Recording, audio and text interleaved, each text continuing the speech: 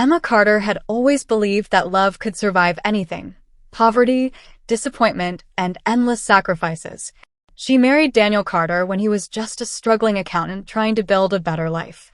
Together they lived in a tiny apartment, skipping meals so they could pay rent, dreaming that one day life would finally smile at them. Emma worked 2 jobs while Daniel studied late into the night. Whenever he wanted to quit, she encouraged him. One day, she would whisper, "We'll have everything we ever dreamed of." Years later, Daniel got a prestigious position at the powerful Blackwood Corporation. Its ruthless CEO, Victor Blackwood, was one of the richest and most feared businessmen in the country. Their lives changed overnight. Luxury replaced struggle. Expensive dinners replaced instant noodles. But success had quietly transformed Daniel into someone Emma no longer recognized. He became distant, cold, and strangely afraid whenever Victor Blackwood was mentioned. Emma often asked, "Is everything okay at work?" Daniel always forced a smile. "Everything's fine." But it wasn't. Daniel had secretly lost millions of dollars in illegal investments using company funds. Victor Blackwood discovered everything. Instead of reporting him to the authorities, Victor offered an impossible deal. "You have 2 choices," Victor said calmly. "Go to prison for 20 years, or give me your wife for one night."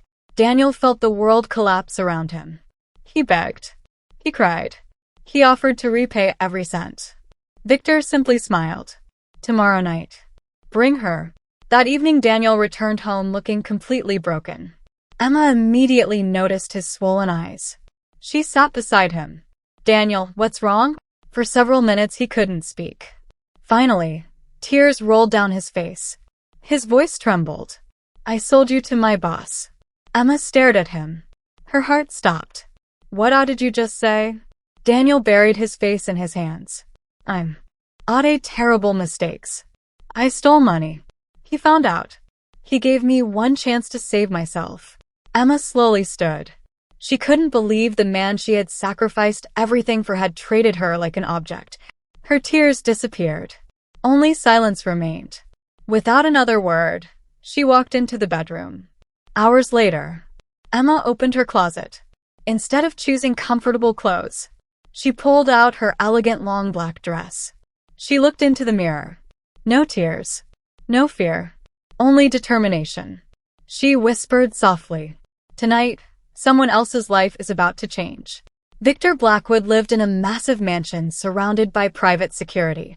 When Emma arrived, every guard respectfully opened the gates.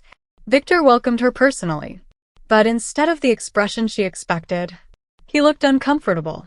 He offered her dinner, tea, a seat by the fireplace. For several minutes, neither of them spoke. Finally, Emma broke the silence. "So, this is the price of my husband's freedom?" Victor sighed deeply. "No." Emma frowned. "Then why am I here?" Victor stood and walked toward a large bookshelf. From a hidden drawer, he removed an old file. Inside were photographs, documents, letters, bank statements, and dozens of surveillance reports. Victor placed them in front of Emma.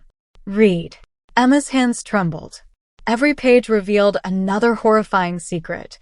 Daniel hadn't made one mistake. He had been stealing for years. He had multiple secret affairs.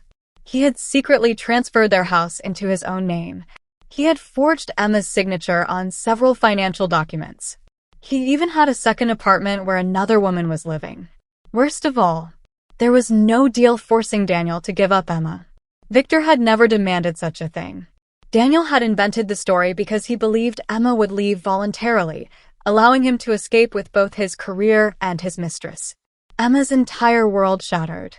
Victor quietly spoke. "Your father once saved my life 25 years ago." Emma looked up in disbelief. Victor continued.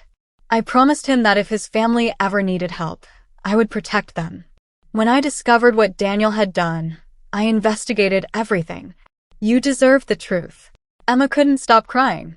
Not because she had been betrayed, but because someone she thought was a monster had actually saved her. Emma returned home before sunrise. Daniel rushed toward her. "Emma, I'm sorry." She smiled calmly. "It's okay." Daniel felt relieved. Until the next morning. Police officers arrived. Victor Blackwood had submitted every piece of evidence. Daniel was arrested for fraud, forgery, tax crimes, and embezzlement. His mistress disappeared. His bank accounts were frozen. His luxury lifestyle vanished overnight. As officers led him away, Daniel begged Emma, "Please forgive me." Emma simply replied, "You didn't lose me yesterday. You lost me the moment you chose greed over love." The prison doors closed behind him forever. Months later, Emma accepted a position managing Victor Blackwood's charitable foundation. Together they created programs helping women escape financial abuse and betrayal. Emma finally understood something important. Sometimes the people who appear to destroy your life are actually rescuing you from a much darker future. She never remarried. She never sought revenge through hatred. Her success became her greatest revenge. And every time someone asked how she survived the darkest night of her life, she smiled. "Because betrayal ended my marriage. But it began my freedom." Not every smiling face is loyal, and not every feared person is your enemy. Betrayal often hides behind love, while unexpected kindness can arrive from the people you least expect. In the end, greed destroyed Daniel, truth set Emma free, and justice proved that every betrayal eventually carries its own punishment.